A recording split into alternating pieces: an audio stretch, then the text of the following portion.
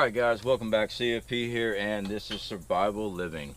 So today's video is about what to do in SHTF. We're going to take a specific scenario that a subscriber here in our community asked on one of our other videos. It was, what if you're 100 miles away from your family during SHTF event, and you've got small kids, or you got family away from you, you're working out of town, things like that. So with SHTF, guys, we got many different scenarios to choose from. Alright, let's just say we take an EMP event. Alright, now we've talked about EMP shield for our vehicle and stuff like that. Well, let's say that you don't have EMP shield for your vehicle. Let's face it, those things are expensive, like 300 bucks a pop. So let's say you just got a regular vehicle, or you're commuting by train, or whatever your commute is, and you're 100 miles away from home. Hopefully you're driving. Let's say the vehicle stops, EMP, coronal mass ejection, something has stopped all electronics. So what do you do? Now, you need to have a plan in place for many different scenarios as far as SHTF, not just one. Fortunately for us as preppers, most of our plans work together with each scenario. There might be some alteration in some of the gear, especially when you're dealing with chemical, biological type of conflict, stuff like that, nuclear. You have to have specialized gear to deal with certain things. But we're talking about power going out. Everything stops moving. Alright, so you need to have a plan with your family. If you are constantly working out of town, you need to be talking to your family back at home and have a plan in place for them. Because you need to go ahead and talk to them. Hey, if something happens and I'm out of town, you either stay put because we are prepared at the house, or you have a fallback position that I want you to go to Uncle so-and-so or so-and-so, whoever it is, a trusted friend that is able to deal with young children. If you have young children at the house, you need to have some type of plan in place. Now, as far as trying to get home, I always tell people to keep gear in their vehicle. Alright, anytime we go out of state, anytime we travel in this state, if it's a long distance, we've already got routes mapped out. We have appropriate gear packed up. We have everything in our vehicle ready to rock and roll if something happens. So I'm not just left going, oh crap, I don't have anything with me. Now, I've had many questions about our outdoor survival videos. People's been asking me, dude, are you going to be doing strictly bushcraft? No. I want to teach outdoor survival because as a prepper, my belief is you need to know these things. It's not just about bugging out and abandoning your home. These skills can also be taught and learned for scenarios like this. If you're 100 miles away from your house, and let's say, thankfully, you have gear in your car. You got a rucksack ready to rock and roll. You got all the gear. I'm not going to go over the gear. We've talked about gear many times in a bug out bag, a get home bag. Same scenario. Even if it's 100 miles away, you can still get home. Now, on average, and I'm pulling polls from, our technology highway, they say about 30 miles an average person can walk in about 8 hours. That's what they're saying. Well, in my experience, and I've done a lot of walking. I was a train rider for a year and a half. I actually walked from Venice, Louisiana, all the way back to Panama City Beach. That was way before I became a train rider. That took several days. If you're walking on the freeway, yeah, you can definitely make some good miles. I'd say you can do 30 miles without a pack. Now, with the pack, you're going to be a lot slower. You're going to be more exhausted. I always say train with your gear. I always train with my gear. Now that I've actually gotten in better shape, I train with that gear because I know I've got to rely on my body to get me through stuff. No one's going to be there to help me. So with that being said, you also got to take into consideration your location. Here in Florida, I've been doing some outdoor survival videos, camp out, 7-day camp out, stuff like that. It is hot. It is humid. Trying to do 30 days on the freeway, no water. You might be able to get water in rain ditches, purify it out if you got your filters and stuff. Let's just say your gear's packed. You've got everything covered in your gear. Let's say that your gear is 40 pounds, 47 pounds. I pack heavy, but for certain scenarios, I pack differently. So with heavy gear, or 40 pounds. Can you do 30 miles on the interstate? No. I honestly do not believe that. Not with gear. Now, if you are a trained individual and that's all you do, you train all the time with gear, yeah, you might be able to. Me personally, there's no way I can do 30 miles with a 40-pound pack, even on a freeway. So, which brings me to another topic. Do you stay on the freeway? Do you go to the woods? How do you get home? That is the million-dollar question. Which one do you choose? Well, honestly, it depends on the scenario. Right after an EMP blast or coronal mass ejection, let's say that you were driving down the road, and you survived your car stopping. No one ran a wreck, no one drove into you or anything like that. You're good. So you're walking back home. First few days, no towns around. Yeah, freeway, interstate, sure, highways. Yeah, I would definitely say you'd be good for the first few days because no one really knows what's going on yet. At least the first 2 days, no one knows what's going on. A lot of people are going to be stuck at their vehicle. They'll be waiting for whatever. They're not going to try to get to the next town because it's just too far away. So that you're in a bad location 30 miles outside of whatever town you were in. Now, to help with this scenario, guys, I am going to bring up a book, a novel that was done by Angry American. It's a 10-book series, the Survivalist series. Now, we are affiliated with, yes, an affiliation with Audiobooksnow. Now, with that being said, we've always been transparent about everything. The reason I bring this up, I have talked about this particular author in the past. I am a novelist. I'm not the best novelist, but I try. We have our own audiobook that we are producing right here on the channel. I think we're up to chapter 5 for if you ever want to check it out. But anyway, Audiobooksnow, we teamed up with an affiliate program with them. The reason I bring this up is because he actually covered an EMP scenario. Now, there's a lot of conspiracy with this novel. Certain government entities were using the cover of a coronal mass ejection to pop off EMPs to take place, to take over.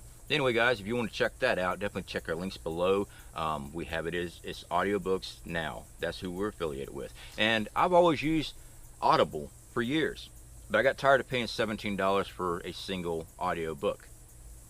This here's a lot cheaper. Anyway, back to it. So back in his scenario that he wrote about, it was a few days. I do agree. It will be a few days when everything happens. Not really many people's going to know what's going on. They just know the power's out. I say 2 to 3 days max before all crap breaks loose. Now, when you're walking, I do recommend walking the roads as much as possible, as long as it's not overly populated. If you got a lot of people walking around and they're seeing you with a lot of gear, you might run into some issues. So, going into the woods at times, yeah, it's a good idea. Now, from my experience, and I am an outdoors person, I am always out there. I've been doing more and more outdoor videos to try to show you and prove to you the dangers of outdoors, how rough it is, and it can be done.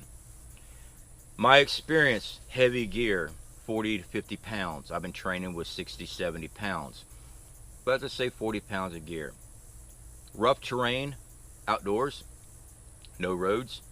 The max I've been able to push during the summertime is a little over 7 miles. That's rough terrain. That is going through straight bush. No trails, straight bush.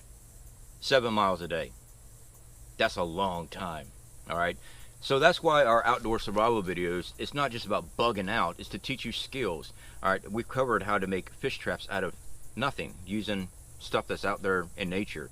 And that's food coming in. Teach you about how to boil water, filter out water, things like that. So these skills will come into play. It's not all about bugging out. A lot of people, as soon as they see the outdoor video, they go, oh, nope, I'm not interested, I'm staying at home. Well, what if you're not home? What if you're trying to get home back to your family? These skills are going to be very important. If it's an EMP blast or a coronal mass ejection and you are not protected with like EMP shield, who, by the way, yes, we're affiliated with. Sorry, but that's who we use. No one's coming to help you. It's the whole country has went down. You think the whole country is going to stop everything and go look for you to go help you out? No. No, your security, your safety, the safety of your family is relying on you and whatever plan you have in place. If you have a group of preppers in your community that you have been working with, yeah, your family's a lot safer now till you get back. Hopefully, everybody's ready to rock and roll and has a communication line between you and them, and they know where you are, and they're already sending out a party to extract you. Odds are, unless you got that in play, it's not going to happen. You got to get home. Now, I get asked, what about the cities? Depends on the scenario. Let's say EMP, coronal mass ejection. I am not going through a city during that. I'm not. Especially carrying gear. I'm not. Now I heard the term, well, you can gray man it through. Yes, I do see the pros and cons with gray man. There's a lot of pros. You blend in, keep on moving. But if you're carrying a 40-pound rucksack with you full of gear, you're no longer a gray man, and you're going through town. All right, cities, major cities, skirt around them, give them a wide berth, get away from them. Do not go through those during this scenario. It's not going to be good for you. Hopefully, you're the type of person that has the ability to carry a protective equipment as far as the bang bangs.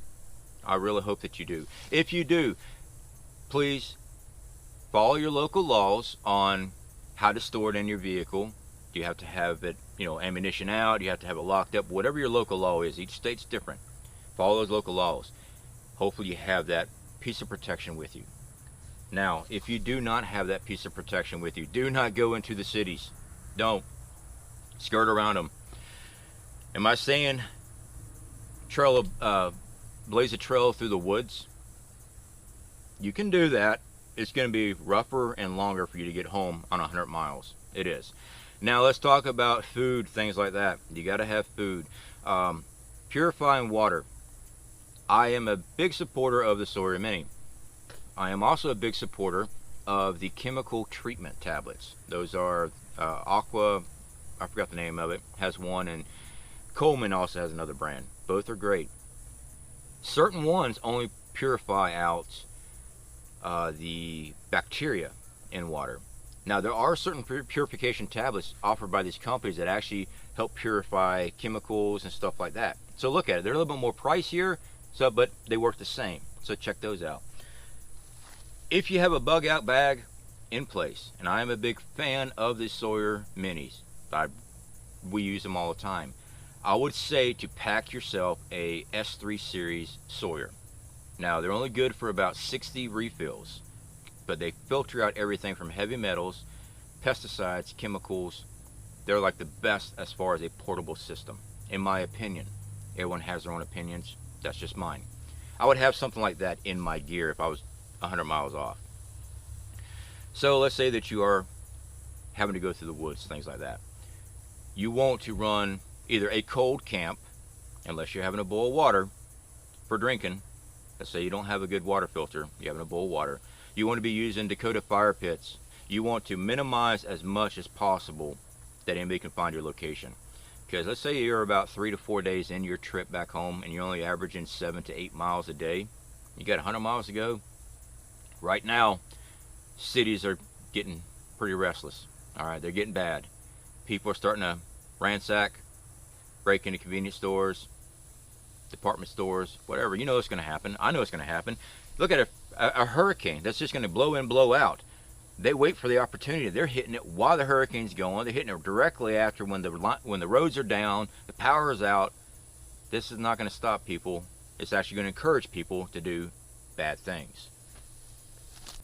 So now let's say that you are getting away from the road, which thankfully roads have signs, such and such town this way, so many miles. You can make a lot more progress using a road, but there's a lot more dangers, especially the further you go into the event. The first couple of days you might be a little bit alright. So let's say you decide to go out to the woods. Do you have the knowledge of using a compass and maps? Do you have topographical maps of your area? Alright, so let's just say you don't have a topographical map, but you do have a road map, which does show areas around. It's not very detailed as far as topographical map, land navigation. You can do a lot of land navigation with that. But do you know how to use a map? Do you know how to use a compass correctly? These are things you really need to learn before you plan on, well, I'll just cut through the woods. If you got 100 miles and you're not good at plotting a destination, and you're off a few degrees, I believe it's every 100 miles is, or every 69 miles is a mile off by 2 degrees. You'll walk right past where it is that you're heading. Won't even know it was even there. I could be wrong on the math. I do know it's a long distance, but you're going 100 miles. You'll be, if you're off a couple degrees on your map reading ability, you're gonna be off by miles. So take the time, learn how to read them. Get the appropriate tools. They're not that expensive. We use these, I think it's a Pseudo 2 compass. It's a very good compass, not just the Lancet compasses. Nothing wrong with those. I just like the other one better. That's up to you. Your compass preference is up to you. I just like it because it's better for land navigation. So back to running a cold camp. You can run a fire, Dakota fire pit. If you're going to be running a fire in this situation, use a Dakota fire pit only at night. Alright, now with the flames down, sure, people can smell the smoke if they're looking for you. Odds are there's going to be a lot of smoke out there. Either things are burning or other people are cooking by campfire now because electricity is gone. So being away from people does add its own security. You will be sleeping light. I mean, you'll be tired, you'll be exhausted. There'll be times that you slept all the way through the night. But you need to be aware of every single noise that's out there. It could be somebody. Now, being an outdoors person, I hear all kind of noises outside. But the thing is though, I know the difference between an animal and a man walking through the woods. Completely different sound. Now, some experienced trackers and hunters, including myself, we know how to walk through the woods very quietly and mimic animals around us. It might take us 3 hours to walk half a mile, but you won't know I'm there. If you do happen to hear something, it's so faint, so little you think it's an animal or a tree branch. There may be people like that out there. When that happens, that's where your comes into play. I'm not here to tell you to do anything. You have to do your own moral stuff. But if it comes to me getting home to my family, I will do whatever it takes and go through whatever obstacle there is. So to wrap this up, guys, you need to have a plan in place with your family. All right, you need to let them know, and you have to have this talk with them. If you're worried about getting home to your kids because you're working 100 miles away, they need to know how long it's going to take you on average to get to them. They need to know that you are coming. Are they to stay there, or are they supposed to go somewhere else, a more secure location? They need to know if you got people coming in to help protect them. Get these plans in order now. Now, as far as CB radios and stuff like that, hey, I'm all for those. But if they're not protected and this stuff happens, an EMP or a coronal mass ejection, they're worthless. You're not going to be able to use them anyway. If they're protected, Faraday bags, Faraday boxes, EMP shield, whatever it is that you prefer to protect your equipment with, then you have something to work with. Ham radios, all these things have to be protected before this event ever happens. Now the other part of this, walking home, you got to put one foot in front of the other every day. Rain, everything. I mean, there's a lot of nasty weather, really. If you really think about it, down here in Florida, it's so extreme heat. And then out of the blue, thunderstorm like crazy, just rain nonstop. And we got water. Our backyard is flooded right now, and we got tropical storms coming in. We got another one coming in Monday morning, I believe it is, or Sunday. So yeah, you're out there in the woods doing this stuff, and you have that type of weather. Nature does not stop. Society might stop. The wheels that turn and make society run might stop. Nature does not. It's unforgiving. It is not out to get you. It is just there. Now you have inserted yourself into nature, and nature doesn't care who you are. You're relying on your skills, your knowledge, and your ability to protect your body at all times. That is survival. So outdoor survival does take a huge play in prepping. A lot of people don't want to hear that. Well, nope, I'm too old, I'm too blah blah blah, whatever. I understand being too old. I understand about being hurt, disabled. It doesn't give you the right. Now, let me not say that. You have all the rights you want to. You should not limit yourself on what you can and cannot do for your life and protection. Make plans. Work on those plans. Is it hard? Yes. Yes. As far as family members that are immobilized, things like that. All right. And if you're working out of town, let's say you got you're a caretaker, whatever, and you got a family member that is at home all the time and they can't get around, they can't leave, can't do nothing by themselves. You should already have in place a team that will come in there and help protect this person till you get home. That's why I talk about prepper communities. There are plans for everything, but you got to reach out and make these things happen. They won't happen on their own. Your security, your safety, the safety of your family and their security does not happen on its own. It is up to you to secure this and make this happen. All right? So, I'm not tuning anybody out, nothing like that. I'm just trying to help educate and teach on this channel as much as possible. That's why we're doing more and more of these outdoor survival videos, because it does fall hand in hand with prepping. It's not just about on the run away from everybody. You got to get somewhere. And now you have no means but to trek 100 miles through the woods in a scenario. Having outdoor skills, survival skills is going to be key for that. Alright guys, y'all take care. Speak to y'all later.